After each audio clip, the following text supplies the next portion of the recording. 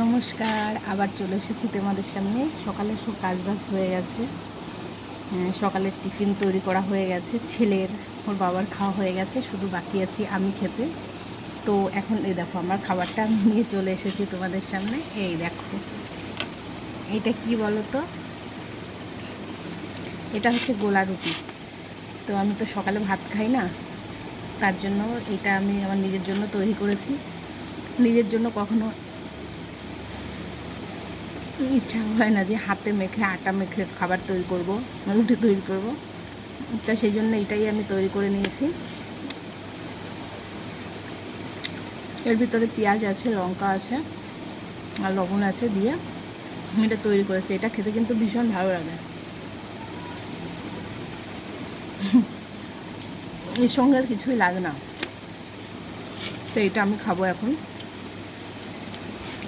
খেয়ে তারপরে দুপুরে রান্না করব। দুপুরে রান্না এখনও হয়নি। আজকে সকাল থেকেই ভীষণ গরম, মানে ওয়েদারটা কেমন বলো তো, একটু মানে মেঘলা মেঘলা মতো, আবার কখনো রোদ উঠছে।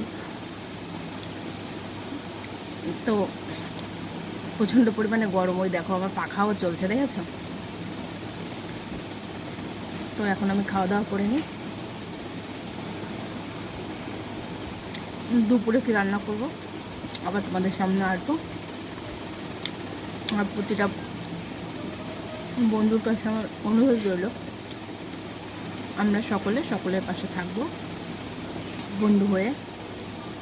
এইটাই আমাদের প্রধান কাজ হবে। তাহলে এখন আমি আসি, টাটা।